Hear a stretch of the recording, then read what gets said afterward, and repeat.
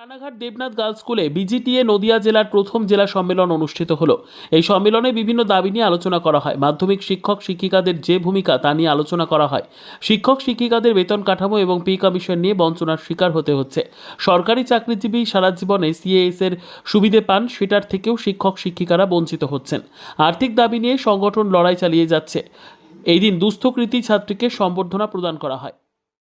জেলা সম্পাদক শ্রী অমিত চ্যাটার্জি মহোদয়, আমাদের সকলের পরিচিত এবং জেলা কমিটির মেম্বার তথা রাজ্য কমিটির মেম্বার গৌতম বাবু, আমাদের জেলার সহসভাপতি পুলক বাবু, এদের সকলকে, অরিন্দম সন্ন্যাসীরা, প্রত্যেককে আমার তরফ থেকে নীরব ছিলেন।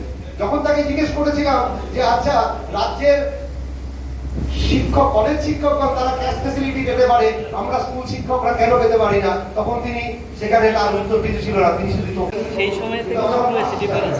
2018 সালে আমার কাছে এখনো নিয়ে রয়েছে, এখানে আমরা ডকুমেন্ট নিয়ে যেতে পারছি না, নিচ্ছে মানে ডেলিগেট স্পিড হচ্ছে স্টেপ।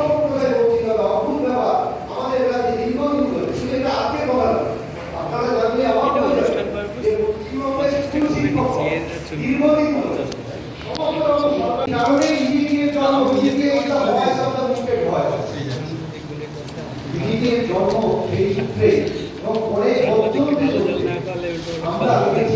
বীজ খাওয়ালে ঠিক হয়ে যাবে।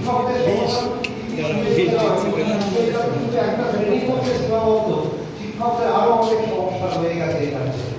তারা প্রমোশন পান না, বেনিফিট থেকে বঞ্চিত, তাদের নির্দিষ্ট নেই, তাদের এনটিসি নেই, অথচ সরকার তাদের একটুকে কর্মচারী হিসাবেই ট্রিট করে।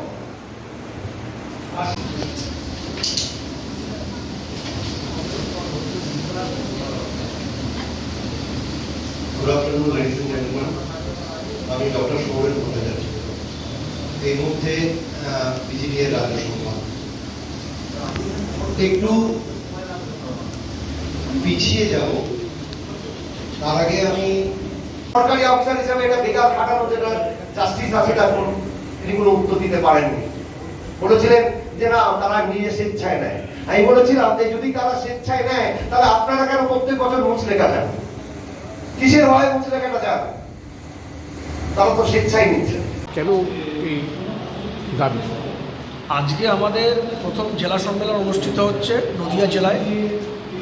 আমরা পিজিটি স্কেল, ট্রেন্ড গ্র্যাজুয়েট টিচারদের যে স্কেল সারা ভারতবর্ষে দেওয়া হয়, পশ্চিমবঙ্গে আমরা পাই না।